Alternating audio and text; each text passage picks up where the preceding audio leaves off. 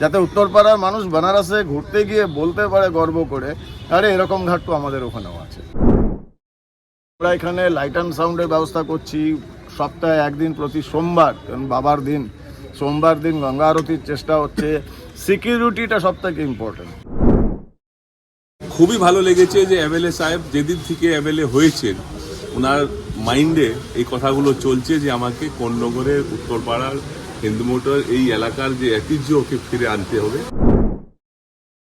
উত্তরপ্রদেশে বেনারস ঘাটের মতো এবার কোন্নগর বারো মন্দির ঘাটেও শুরু হচ্ছে গঙ্গা আরতি।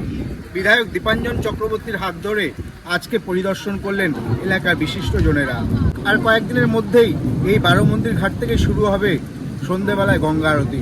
কোন্নগর বারো মন্দির ঘাটে আধুনিককরণ করা থেকে শুরু করে এই কোন্নগর বারো মন্দির ঘাটে বিভিন্ন রকমভাবে ঢেলে সাজানো হবে বলে জানালেন বিধায়ক। এই বিষয়ে আমরা কথা বলেছিলাম দীপাঞ্জন চক্রবর্তীর সঙ্গে, তিনি কি জানিয়েছেন একবার শুনে নেব।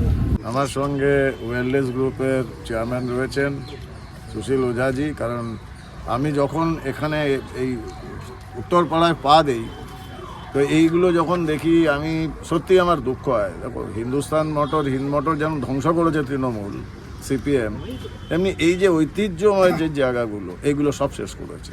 এই বারো মন্দির ঘাট 200-250 বছরের পুরনো, এখনও যে ফলকগুলো লাগানো রয়েছে 1817, 1830 ভাবা যায়। যে তৈরি যখন হয়েছিল সেটা বোধহয় কলকাতা সৃষ্টি হওয়ার আগে তৈরি হয়েছিল এই উত্তরপাড়া কোন্নগরের। আর এরা সংস্কৃতির কথা বলে, যা তার জন্য একটু পড়াশোনা করতে হবে, তো বইপত্র বেচে দিয়েছে।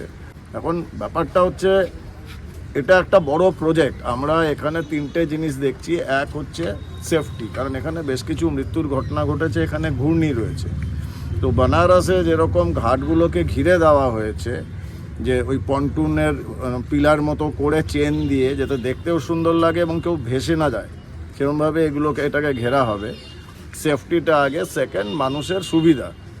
এখানে মহিলারা স্নান করার পর জামা কাপড় ছাড়ার জায়গা নেই, তো আমরা সেগুলো সমস্ত রেনোভেট করছি, নতুন যা পড়ে আছে ভগ্নস্তূপ তৈরি করছি। থার্ড, খুব ইম্পর্টেন্ট, মন্দিরগুলোকে রেনোভেট করা হবে।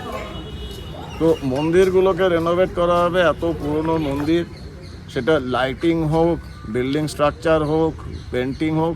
আমি ওয়েলনেসের চেয়ারম্যানের কাছে গেছিলাম, সুশীল ওঝাজি রয়েছেন।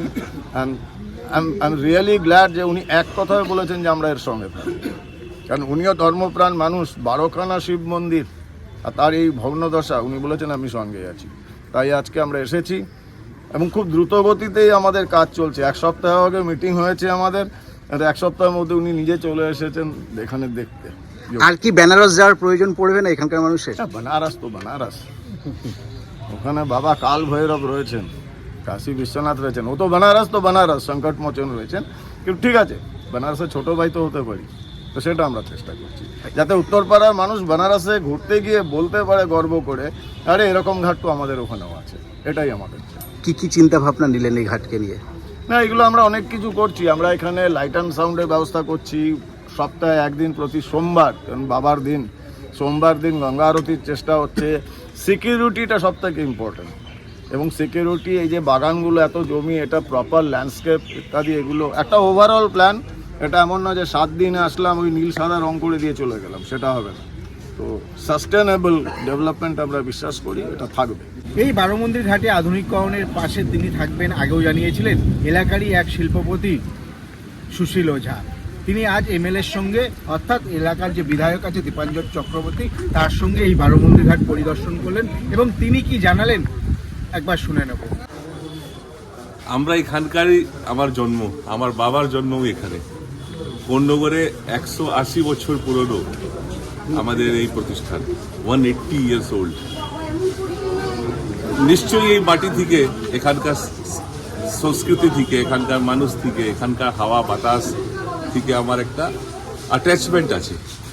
খুবই ভালো লেগেছে যে এমএলএ সাহেব যেদিন থেকে এমএলএ হয়েছেন ওনার মাইন্ডে এই কথাগুলো চলছে যে আমাকে কোন্নগরের উত্তরপাড়ার হিন্দু মোটর এই এলাকার যে ঐতিহ্য ওকে ফিরে আনতে হবে। এটা কিছুই নয়, এটা একটা ড্রপ ইন দ্য ওশেন আছে।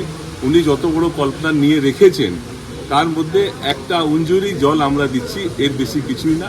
উনি যেভাবে বলবেন, we will do our level best যে এই জায়গাটা খুব সুন্দর করে হয়। আর এটা আবার পুরনো এর আধ্যাত্মিক ভাবটাও আছে, মানবতাবাদীও আছে, ট্যুরিজমের ভাবটাও আছে, বাচ্চাদের জন্য হয়, সব কিছু যেন হয়, এটা আমরা চেষ্টা করি। বেনারসে যেরকম সন্ধ্যা আরতি হয় সেরকম সন্ধ্যা আরতির চিন্তা ভাবনা নিয়েছেন। তারা খুবই প্রায়োরিটিতে আছে।